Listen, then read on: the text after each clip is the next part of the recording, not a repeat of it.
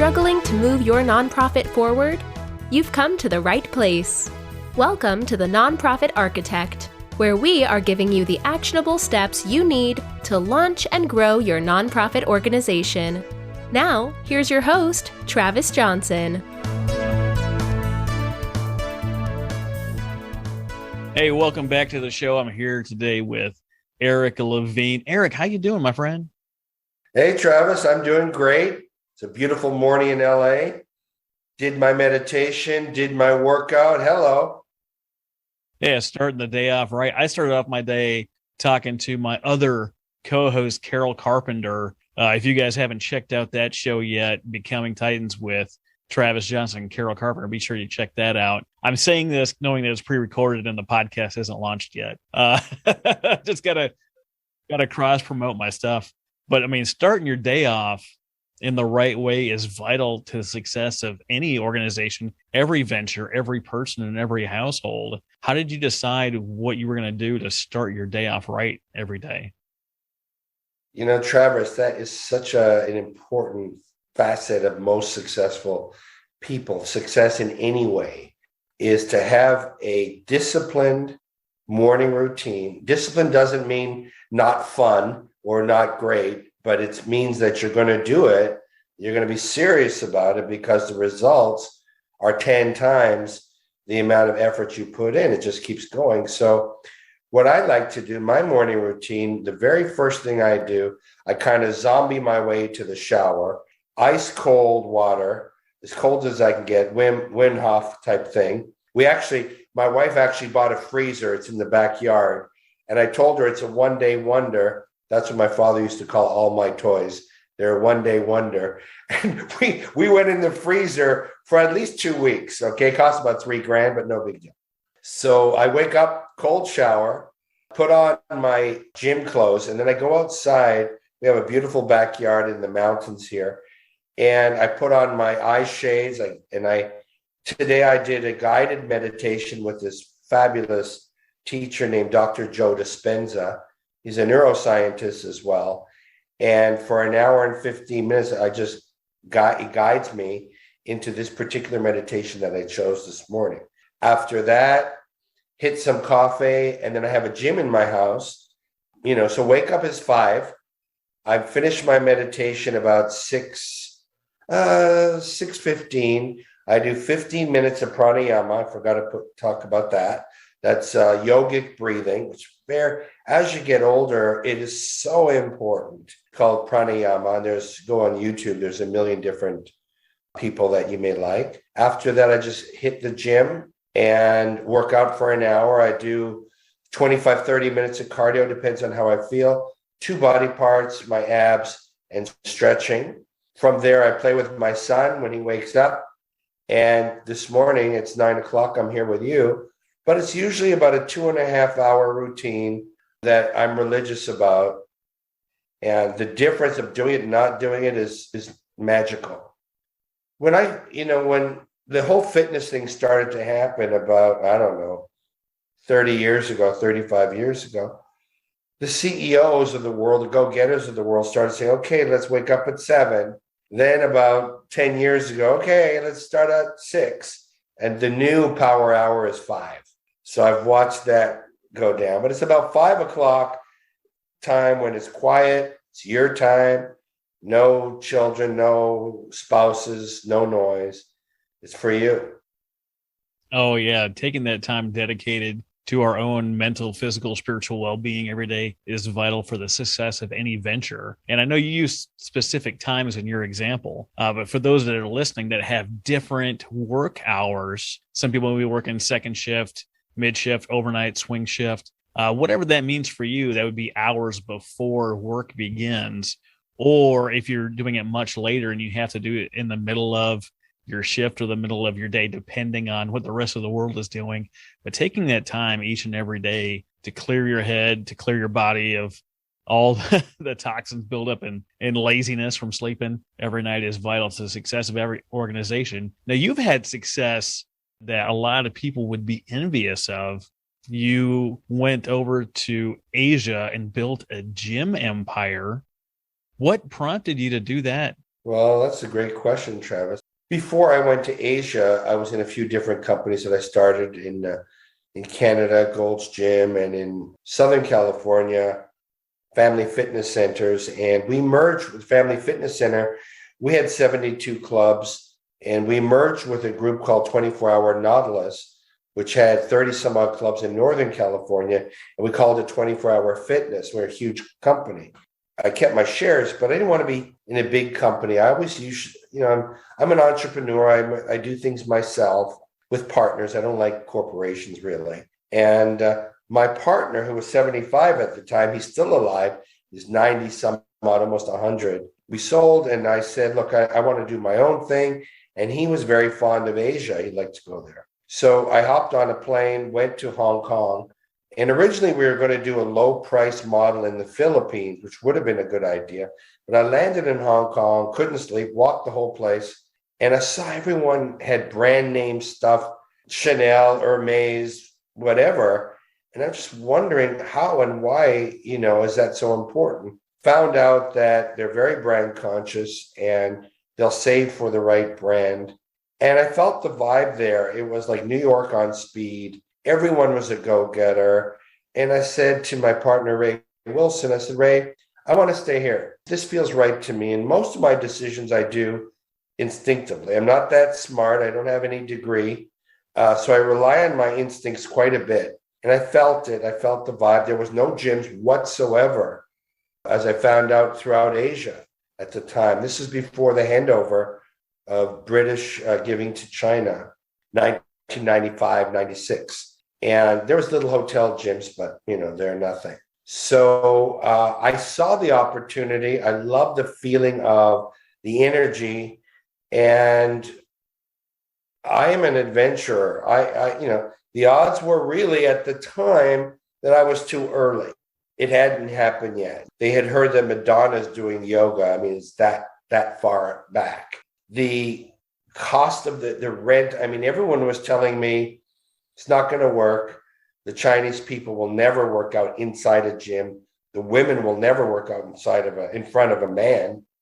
They won't sweat in front of a man. Go home. The leases were so terrible, Travis. 1 year maximum when I got there. Well, in a gym, you're going to put $4 million into the attendant improvements. It's not going to work. So that, and then to make a long story short, I met someone who was from Montreal. I'm from Montreal. And he was successful there. I saw a building that I had visualized in my mind exactly. And that's a whole other story we can talk about. And there was only one problem when I saw this 4-story, all glass, heart of downtown, Hong Kong, exactly like I dreamed it. I manifested it. One problem, the rent. So remember, this is 1996. So what, almost 27 years ago. The rent was $250,000 US a month. Oh, that's nothing. You can just pull that from your personal account, right? And because nobody knew me, and I didn't have the Rolex watch with the leather band, my card had to be a certain way. You had to fit in there, and I didn't know anybody.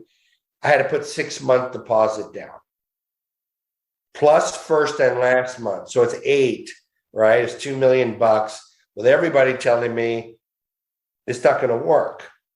So that was one of the times, and I talk about it when I speak about leadership. Yes, these experts, my lawyer, my accountant, my PR firm, my friends, everybody was telling me, no, don't do it. But I was there already. I had manifested in my mind when that building came up. That was the final proof that I needed from, let's call it the universe, that go for it, man, go for it. And I was ready. I was in amazing shape, mentally, physically. I had a few $1 million from the past sale that I had made, and I was ready to put it down. And I had committed to myself that whatever it took, whatever it needed, I'm going to do it. And I signed that lease. It cost $4.5 million, $2 million for the deposit. within 90 days, I got all my money back. Oh, that's fantastic. That definitely feels good to know that within 90 days, right at 3 months, that you were getting that turnaround. Like, what was happening within you that you knew that regardless of everyone telling you, no, it's not a good idea, don't do it? How did you know that it was the right thing to do? Was it just you seeing the building that you visualized, or was it something more? Another great question, Travis. When you can tap into whatever you want to call it, I'm not going to use any names. When you can turn in and hear your internal power, that voice, and you can only do it when you're quiet, and you can't do it here. It's not a thinking thing. Okay. It's like we all have toolboxes. Okay. And thinking is a tool. Okay. But going inside and being still and hearing the bubbles come up of, this is what it is. This is the right answer for me. When you can do that, and I had done that for months, I kept getting the same response. This is right. And I shifted a little bit from money. Like, I'm going to make a ton of money to I'm going to create a brand new industry. I'm going to have thousands of jobs that I'm going to create, tons of industry I'm going to create.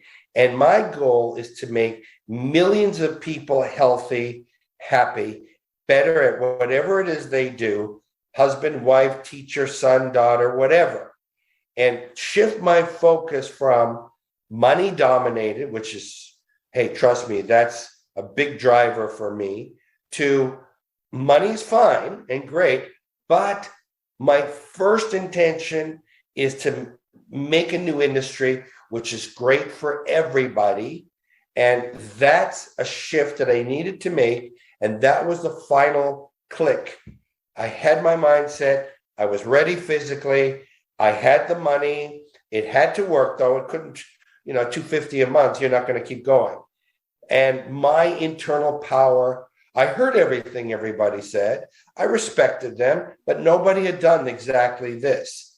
And I always had confidence in my fact that at that time, I already had 16 years of wins in the fitness industry. And I did Canada before Canada really had anything. So I had confidence.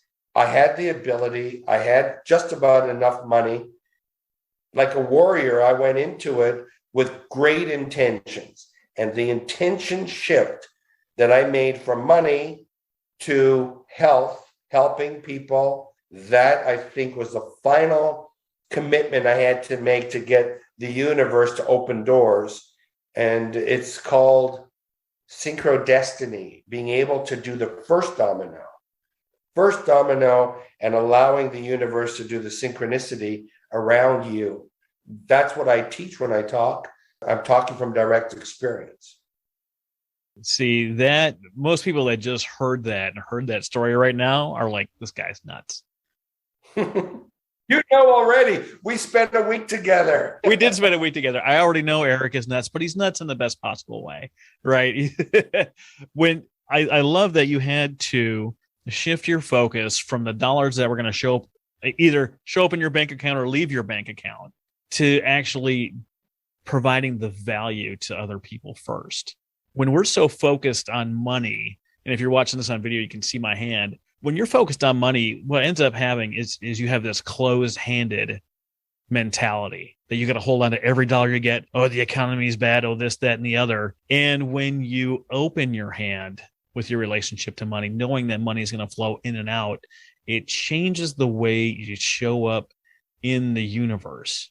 If you're not willing to give and receive, you break that cycle and you don't allow that cycle to happen. And when you become others focused, the world lines up for you to help you get done whatever it is that needs to happen. I love that story.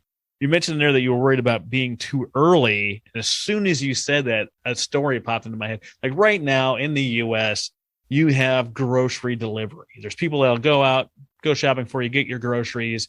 I think Walmart's also got an app that you can click through the stuff you want. You can just show up in the parking lot. They'll bring it out to your car and you can drive away. When I was overseas in the Middle East, when I was in the Kingdom of Bahrain, they had little guys on scooters with these big boxes in the back of their scooters, would go to, get fast food, go to a restaurant for you, and would go grocery shopping for you.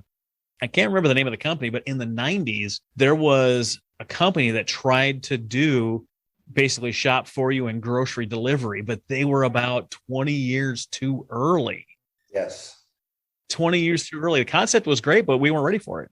In 1977, before I got into the fitness industry, I was an actor, supposedly, didn't get many jobs. I was a stripper. I did well at that. I was a waiter at a great restaurant, but I came up with that idea. So I was living in Venice Beach, like the stoner capital of the world. And I started my first company called Stoned Age Delivery. Got the munchies, I'll bring it to you. But I didn't have enough delivery. It was me and my friend. We had 2 cars driving 40 miles. It obviously didn't pencil out. But I had that idea. It was way too early and I didn't have the resources. But you're right. You want to be at the beginning of the wave. You want to be at the beginning of the wave and ride it all the way up till it crests, and let it be. So timing is so important. Yeah. I heard in my military career that timing isn't everything. It's the only thing that truly, truly matters. It's very, very important. But to be at the right time, you have to have all those other things in place. So you have the balance and the feeling of when the right time to push the button is, right?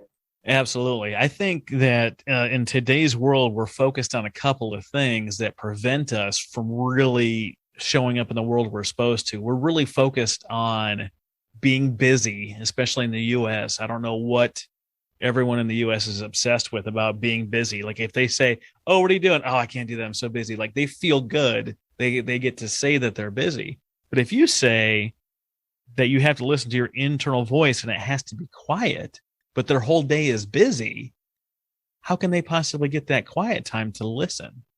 Well, Travis and I are part of this phenomenal club, an alliance, and one of the laws that it teaches us, and I'm not going to go into that, it's called the law of the architect. And we're all architects of our own life.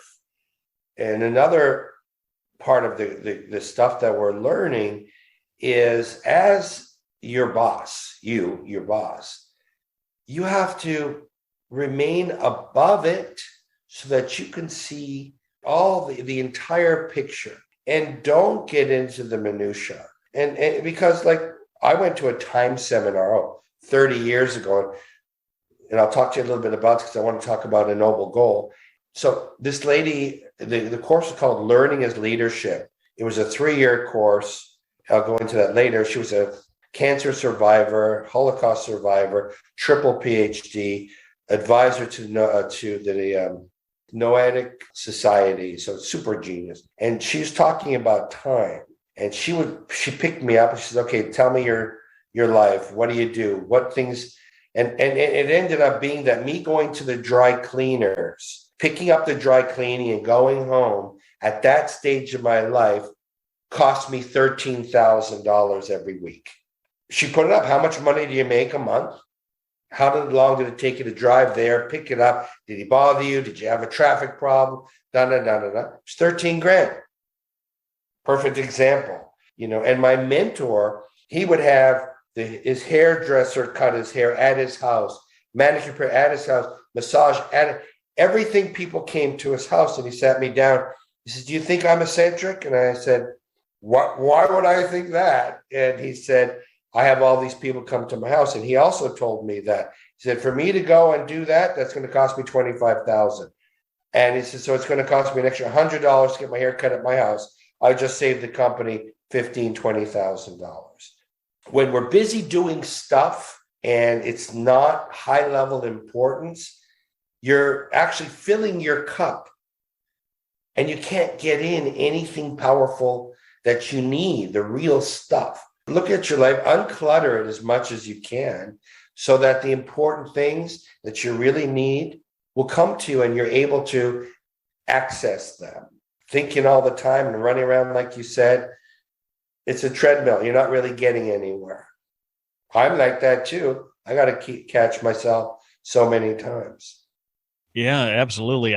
I'm definitely not in the same stratosphere you are when it comes to business and earnings, but really what you really got down to there was understanding what your value is to your business based on time, right? When you're there and you're doing the things that you're really good at, that you're designed to do, that are within your purview, use the word architect, the things that you're in charge of, when you're doing those, it's worth X amount of dollars per hour. Absolutely. And energy management, when you look at balance sheets, I know we're jumping all around, but to everyone in business, we have our profit and loss. We see our, how much we spent on all this stuff, how much we've received. There's one category that we never put in, and it can be a liability or it could be an asset, depending on you. It's your energy. How much energy did it take me to do that? Versus if I didn't do that, what could I have accomplished in that same period of time had it been in sync with me?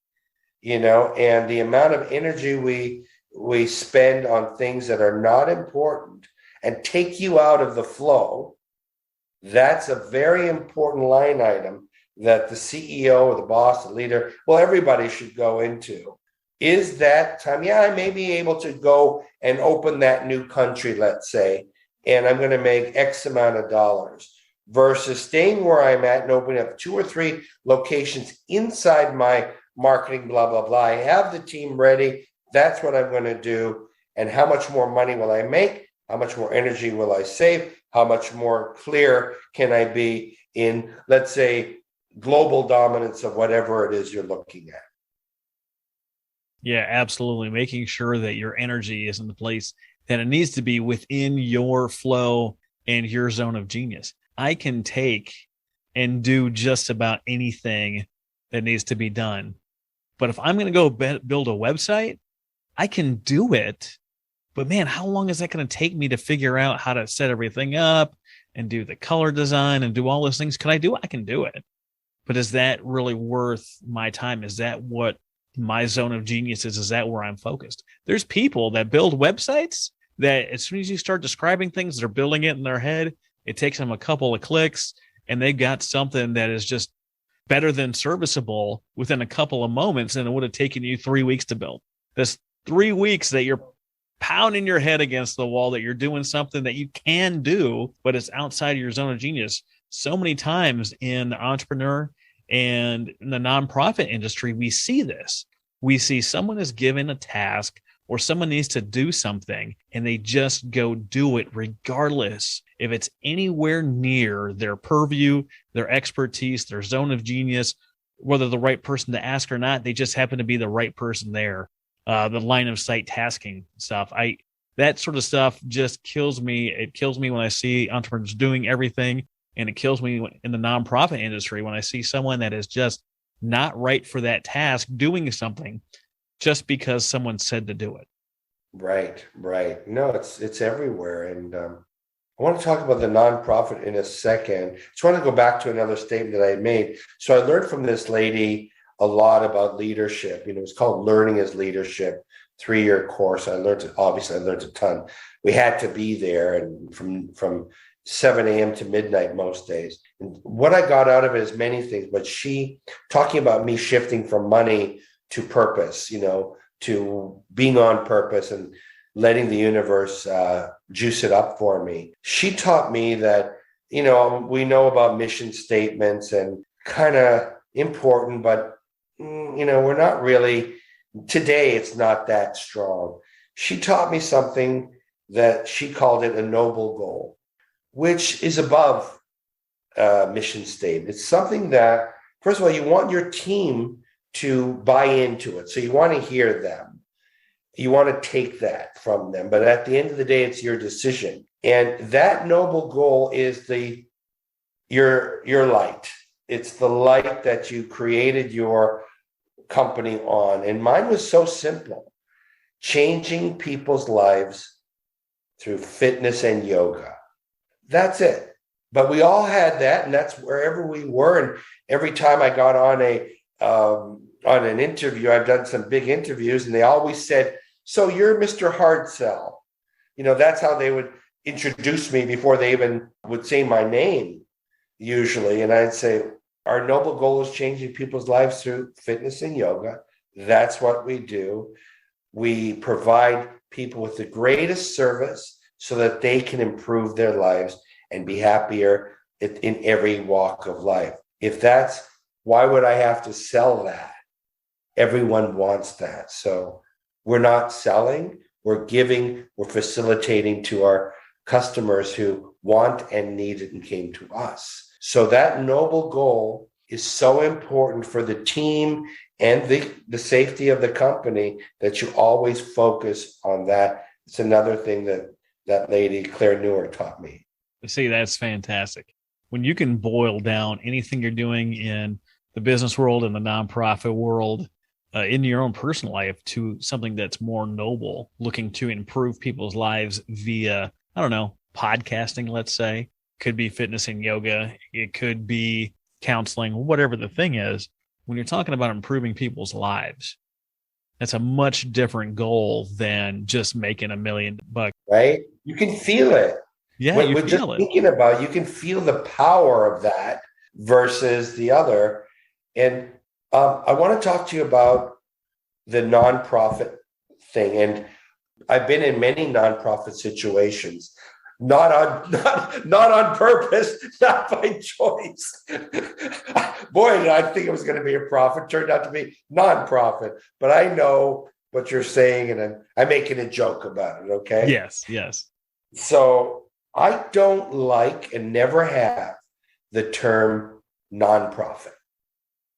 Words are so important. I'm the biggest violator of that. My wife, Joy, reminds me all the time of the power of words.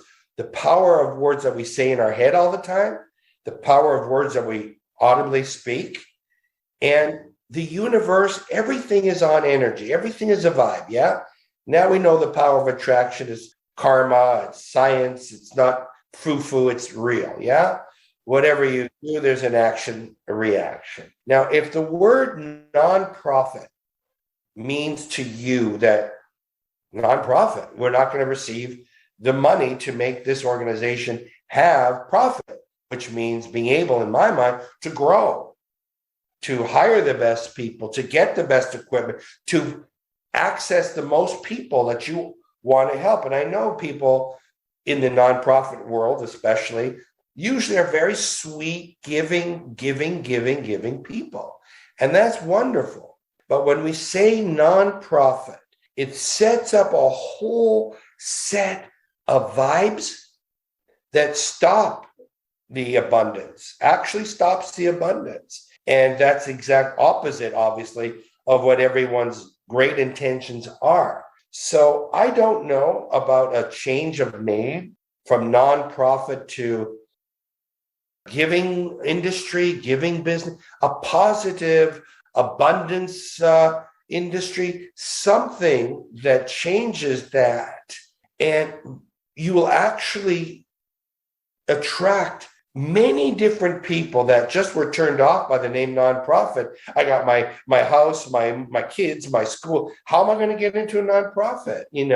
There's just a salary. I can never grow.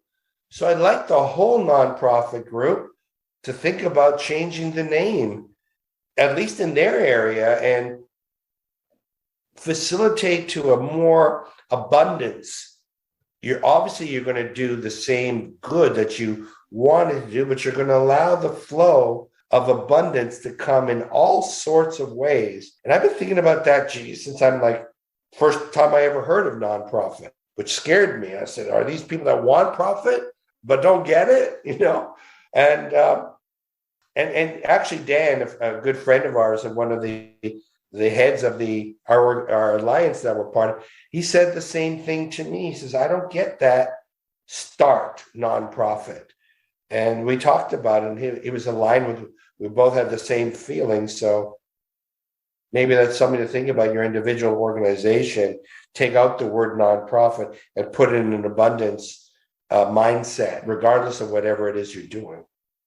Yeah, that word definitely has a lot of connotations to it. I remember posting different things. If I talk about the nonprofit world or the nonprofit architect to people that aren't familiar with the industry or what it looks like, I posted in a podcast group, hey, I'm looking to have conversations with nonprofit people in the nonprofit world, and about 100 people chimed in and say, "Oh, I don't make any money on my podcast. My podcast is nonprofit." And you're right, the word itself detracts from the actual meaning. I think in Canada, more people say not for profit. Overseas in England, they say charitable organization or charity. Well, that's better. It's a little better, but still, it's giving at the cost of self is almost what a charity sounds like. Yeah. And, when I'm very, hopefully I'd like to say I'm a big philanthropist to certain things, and I feel good about that. And one thing that is you have to really, it's not me, it's not my personality, but so many great people with the biggest hearts in the world have this misconception, aversion from whoever told you, money doesn't grow, money's evil, money doesn't get, all that ridiculous noise that we heard from growing up. You have to make sure that you are in harmony with the attraction of money.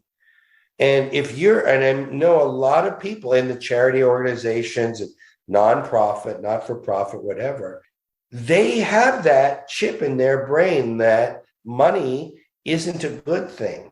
And that ain't going to help you. Okay? I don't care what you're doing.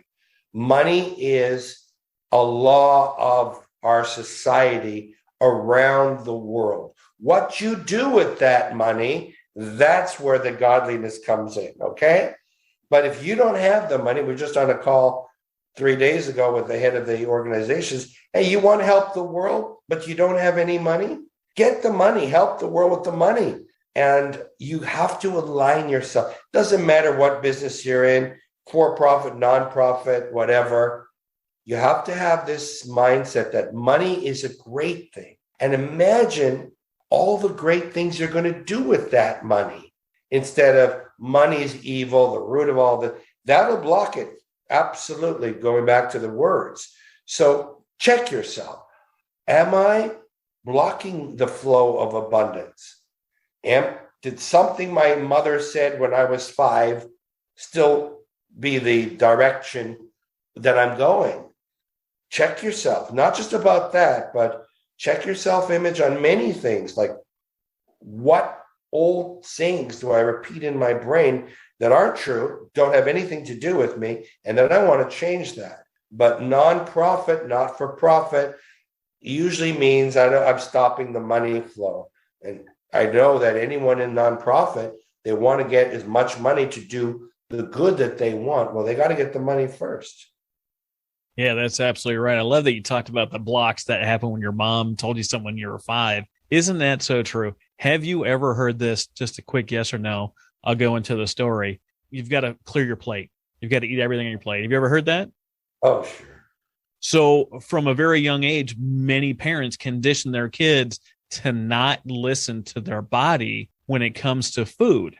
So you immediately see the effects, especially in the US, of a lot of overeating or body image issues or anything else, because from a very early age, parents are conditioning their kids to eat more than their body needs or wants. Right. So true. And, and I'm sure all of our parents meant well. They just didn't know. They didn't have the proper knowledge to be able to tell us. And yet, you keep it with you for 40, 50 years. That's your first software, push eating. And that's the first thing that comes up in your mind. It's not true. It never was true. And it's still harming you today. It's still a negative. And, you're talking about that and your self-image. I know we're jumping around, but having fun. Let me tell you a little bit about the importance of what I find about self-image. I'll give you an example. So I have this assistant manager in Hong Kong, great assistant manager, wants to be a manager, and he's good. I'm going to promote him to manager. Just to give you an idea of money, as an assistant manager, and again, this is 20 some odd years ago, Hong Kong is expensive, so people make a lot of money there. He was making about 10,000 US dollars a month, and he was in his mid-20s. And he had told me, he wants to be a manager. I saw that. He went to management training, and he was perfect. So I expand to another country. We're in Singapore. I moved the current manager to Singapore. Now he's going to be the manager. His starting salary is $20,000, $10,000 to $20,000. Monday morning, he takes over. Monday morning, he doesn't show up. Never see him again. I find out he's selling turtles in Shanghai. In his self-image, he didn't deserve that amount of money. He didn't believe he could handle the responsibility of that position. And what do we do when the situation is greater than our self-image? We self-destruct. We sabotage in every way. And it may not be the first day like he did, but sooner or later, if your self-image says, I'm not good enough to that, whether it's I'm not good enough to be married to him or get that guy or get that girl or get that job, whatever it is, you're going to self-sabotage and go below that ceiling that you created in your mind, even though the world was ready for you, you sabotaged it. And I check myself all the time, like, hey, wait a minute, this isn't going the way I thought. What vibes do I have inside my brain that are saying, hey, you're not ready for that. You're not good enough for that. And I catch myself all the time, and I see it all the time. Be aware of that and try to remove your limits as much as you can. And it's constant, it doesn't happen overnight, but self-image is very important in all aspects of your life. I couldn't agree more. I remember growing up in trailer parks and foster homes and looking at people with any kind of money. And when you're at that level, pretty much everyone has more money than you do in your mind. And I remembered hating people because I didn't have. What I didn't know was how the world worked. I didn't know what they did for a job. I didn't know the value that they provided. Jeff Bezos, the value he's provided through Amazon and how many decades it took him to build that into the empire that it is, right? He has provided that much value to so many people. The amount of people that have jobs that are able to take care of their families, they have insurance because of him, people that have things delivered to them to save time because they know what their time is worth. Like all those people that he's impacted make him worth what he's worth, make the company the valuation that it is based on the stocks that he has of what it is. But he was able to do that based on what he knew about himself and what he was worth. I didn't know at the time when I was younger that I had any worth based on my station in life. That's natural, right? That's natural.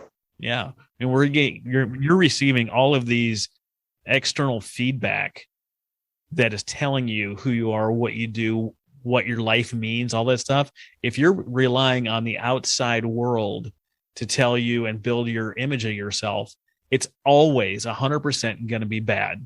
And if they build you up to be good, like some kind of celebrity, something's going to happen that's going to tear it all down, because this will not last. The bad times will not last. The good times will not last. All of it will not last. But if you're counting on, oh, that person makes me happy, the words they say don't have some magical potion that when it hits your eardrums, happiness flows in your body. Right? There's not some molecule that hits you. It's how we feel about ourselves. And we're attached. If we're attached to every little thing that everybody says, your life is going to be terrible. You're going to be drama. You watch your news, you're going to go into a frenzy. Someone says something terrible about you or something that you identify with, says something bad about something you identify with as your own identity. You're going to have a bad time because you're relying on those external words to make you who you are. Absolutely true. And when you were growing up in that tough situation, and you're seeing that, and that's your environment, that's your teachers, and you're focused on that, that's natural. yeah, that's how we do it, right? And where you place your focus is where your energy goes. And science today has proven that, yes, DNA affects us. You got blue eyes, you're tall, you're short, whatever, yeah. But actually, the environment that you grow up in actually has more precedence on who you are today. And that's science. And we didn't even know about it before. Oh, my father's this or my mother's that, so I'm this. That's not it. That's not it. It's the environment, who you're hanging around, what you're focused on has more weight on who you are today than that. And that's a freedom to know that, right? It's a big freedom to accept that and acknowledge that. And that's where the neuroscientists are today, and the top thinkers in the medical world are today. They've proven that. Biggest danger with parents that don't understand how we develop as people. When we are from birth to about age 7, we are in the process of building our operating system. Yeah. And up until that point, roughly that point, right? It's not the same for everybody, but you're essentially just onboarding information without any kind of filter. So if your life involves trauma, pain, abuse, you're onboarding that as your system. So someone abuses a small kid and then follows it up with, I love you. They're associating that abuse with love. And because they don't yet have a filter, they don't have the ability to say, that's not right. They operate that as their operating system until some dramatic or traumatic event happens to change that in the future. But it's very hard to change. This is according to science from Johns Hopkins and Harvard and all these places. Like, you have to be cognizant of what you are developing, especially with the children that you have growing up. They've looked at teenagers, they looked at preteens and adolescents, looked at children, and they found that they couldn't have any significant impact unless it was school-age kids K through 2. So parents obviously have the access ahead of kindergarten, but you can't do anything significant to really change a child's direction unless you get to them before 7. Yeah.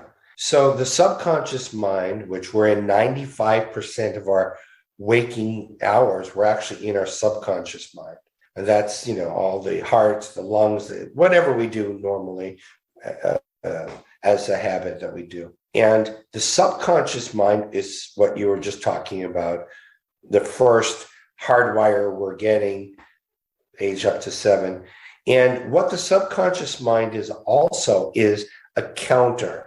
Counts how many times you are, I'm stupid. My father said I'm stupid. My teacher said I'm stupid. My friend said I'm stupid. It actually keeps a record of how many times you have said that to yourself. So I've got 1 million references that I'm stupid, and I have that as my self-image. So stupid people can do up to this, but can't do this. So here's my stupid level of my advancement in whatever area it is. There is a way to fix that. It's a no-brainer.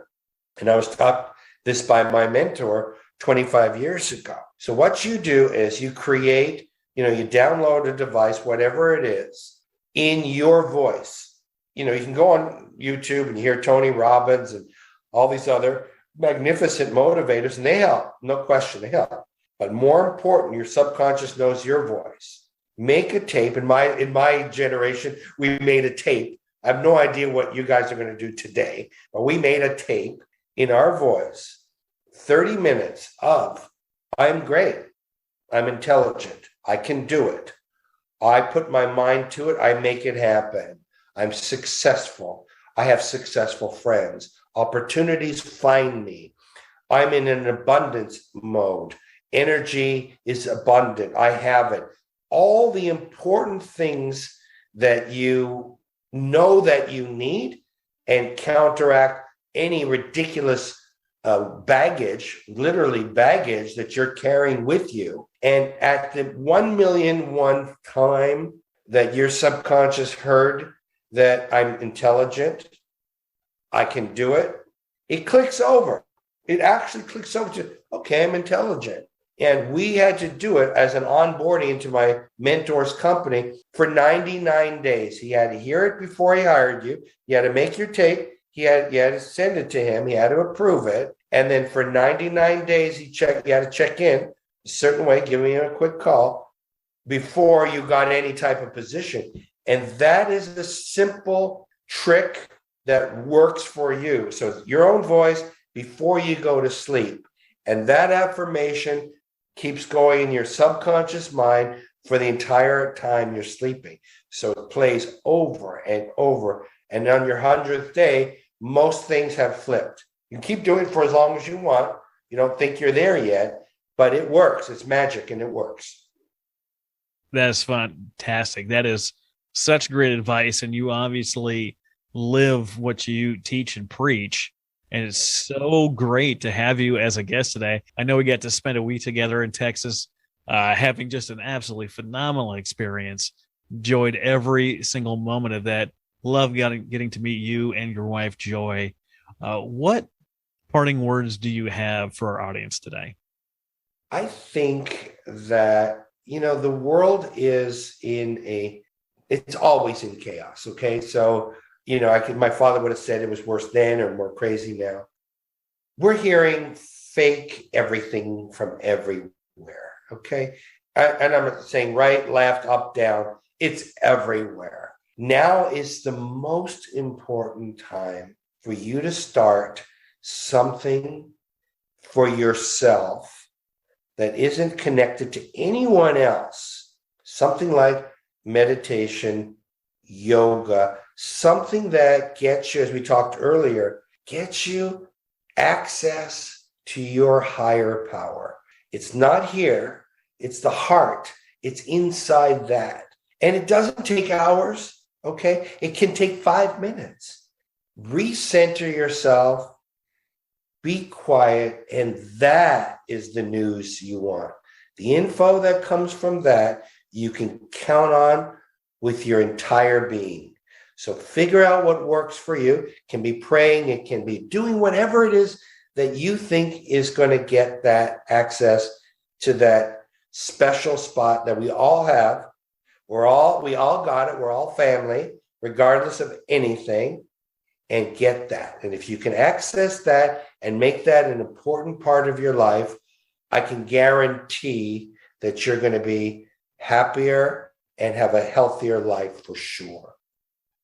Oh, absolutely. Words to live by. Where's the one place you would like people to go if they want to contact you, Eric? They can go to my website, Eric Levine, EricLevine,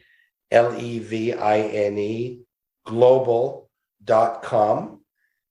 And they can email me. That's my website. You see all the things that I'm doing and what I'm doing and how I can help you if you want to contact me for anything. And my email that's best that I go to every day is my name, Eric Levine 55@gmail.com.